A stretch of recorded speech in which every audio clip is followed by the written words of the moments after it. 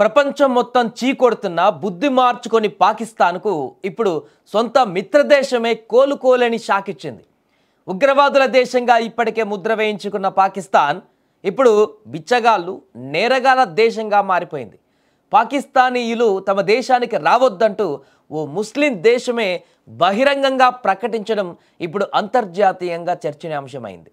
కష్టకాలంలో ఆదుకుంటుంది అనుకున్న మిత్రదేశం యునైటెడ్ అరబ్ ఎమిరేట్స్ పాక్ ముఖం మీదే తలుపేసేసింది. పాకిస్తానీయులకు వీసాలు జారీ చేసేది లేదంటూ తేల్చి చెప్పేసింది. కేవలం వీసాలు ఆపడమే కాదు, ఆ దేశం చెప్పిన కారణాలు వింటే పాకిస్తాన్ పరువు గంగలో కలిసినట్లే అనిపిస్తోంది. కేవలం దౌత్యవేత్తలకు తప్ప సామాన్య పాకిస్తానీలను ఇకపై యుఏఈలోకి ఎంట్రీ ఇచ్చేది లేదంటూ కూడా ఆంక్షలు విధించింది. దీనికి కారణం పాకిస్తానీయుల ప్రవర్తనే. బతుకు తెరువు కోసం యుఏఈ వెళ్తున్న పాకిస్తానీలు అక్కడ ఉద్యోగాలు చేయడం మానేసి బిచ్చమెత్తుకుంటున్నారట.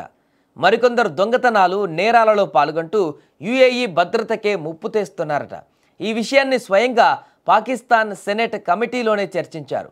మా వాళ్ళు అక్కడ నేరాలు చేస్తున్నారు, అందుకే మనల్ని రానివ్వడం లేదు అని పాక్ సెనెట్ మానవ హక్కుల కమిటీ అధిపతి సమీనా ముంతాజ్ జహ్రీ సిగ్గుపడుతూ ఒప్పుకున్నారు. దీంతో పాకిస్తానే కాదు, పాకిస్తానీయులపైన కూడా తీవ్రమైనటువంటి విమర్శలు వ్యక్తమవుతున్నాయి. ఇప్పటికే ఆర్థిక సంక్షోభంలో కూరుకుపోయినటువంటి పాకిస్తాన్కు ఇది మామూలు దెబ్బ కాదు. సౌదీ అరేబియా, యుఏఈ లాంటి దేశాలు పాక్ పాస్పోర్ట్ను బ్యాన్ చేస్తే ఆ దేశాన్ని ఇక ఎవరు కాపాడలేరు. ఒక పక్క తమ పరువు కాపాడుకోవడానికి పాక్ అధికారులు యుఏఈ కాళ్ళవేళ్ల పడుతుంటే, మరోపక్క ఆన్లైన్ వీసాలు సంస్కరణలంటూ యుఏఈ తమ పట్టు బిగిస్తూనే ఉంది. దీంతో మొత్తానికి ఇన్నాళ్ళు ఉగ్రవాదాన్ని పెంచి పోషించినటువంటి పాకిస్తాన్ ఇప్పుడు తమ పౌరులకు కనీస క్రమశిక్షణ కూడా నేర్పలేక ప్రపంచ దేశాల ముందు దోషిలా తలదించుకుంది. తోటి ముస్లిం దేశాలే మా దగ్గరికి రావద్దు అనే చెప్పే స్థాయికి వచ్చాయంటే పాకిస్తాన్ పరిస్థితి ఎంత దారుణంగా ఉందో అర్థం చేసుకోవచ్చు. ఇంకా భవిష్యత్తులో పాకిస్తాన్ పరిస్థితి ఏ రకంగా మారబోతుందో కూడా ఊహించుకోవచ్చు. ఒకవైపు ఆఫ్ఘనిస్తాన్ దూరం అయిపోయింది, సౌదీ అరేబియా కూడా పట్టించుకునే పరిస్థితి లేదు. యుఏఈ కూడా ఇప్పుడు ముఖం మీదే అసలు మా దగ్గరికి రాకూడదు మీరెవరని చెప్పినటువంటి పరిస్థితి ఉందంటే పాకిస్తాన్ దేశం, పాకిస్తాన్లో ఉండేటువంటి వ్యక్తులు ఏ రకమైనటువంటి మెంటాలిటీతో రోజు రోజుకి దిగజారిపోతున్నారో అర్థం చేసుకోవచ్చు. ఇంతకంటే దరిద్రం ఇంకేది ఉండదు అనేటువంటి విషయంగా మనం స్పష్టంగా చెప్పుకోవచ్చు పాకిస్తాన్ గురించి తాజాగా యుఏఈ తీసుకున్నటువంటి నిర్ణయంతో. ఎందుకంటే ఇవన్నీ కూడా మతపరమైనటువంటి కొన్ని ఇస్లామిక్ కంట్రీస్ అన్నీ కూడా ఇలాంటి ఇబ్బందులున్నా కూడా ఆ యొక్క అండర్స్టాండింగ్ తోటి ముందడుగు వేసేటువంటి పరిస్థితులు ఉంటాయి. ఇస్లామిక్ కంట్రీస్ అన్నీ కూడా ఒకదానికొకటి సపోర్ట్ చేసుకుంటూ మాట్లాడుకునేటువంటి పరిస్థితులు ఉంటాయి. అలాంటిది యుఏఈ నేరుగా పాకిస్తాన్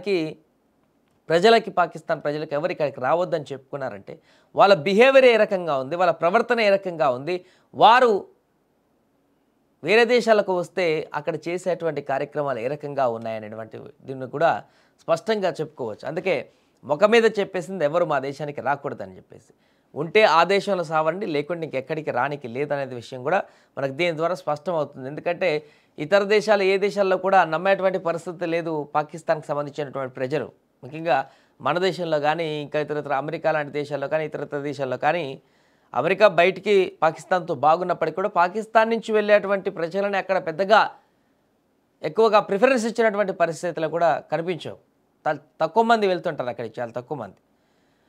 ఇస్లామిక్ కంట్రీస్ లాంటి వాటికే ఎక్కువగా వెళ్ళి ఏదో ఒక పనులు చేసుకుంటారు పాకిస్తాన్కి సంబంధించినటువంటి ప్రజలు. అక్కడ ఉన్నటువంటి ఆర్థిక పరిస్థితుల నేపథ్యంలో ఉపాధి లేక, అక్కడ తినడానికి తిండి కూడా దొరకక పాకిస్తాన్లో పక్క దేశాలకు ఇట్లా దుబాయ్, ఇతరత్ర సౌదీ, వేరే గల్ఫ్ కంట్రీస్కి వెళ్తూ కొంతమేరకు డబ్బులు సంపాదించేటువంటి ప్రయత్నం చేస్తారు. కానీ ఇప్పుడు వరుసగా యుఏఈ అలాంటి బహిరంగ ప్రకటన చేసిందంటే ఇక మిగతా దేశాలు కూడా అదే బాటలో వెళ్ళేటువంటి అవకాశం ఉంటుంది. కాబట్టి ఇక పాకిస్తానీలకు అందరికీ కూడా పాకిస్తాన్లో తప్ప ఎక్కడా బ్రతకడానికి వీలు లేనటువంటి పరిస్థితి ఏర్పడబోతుంది అనేది స్పష్టంగా కనిపిస్తుంది.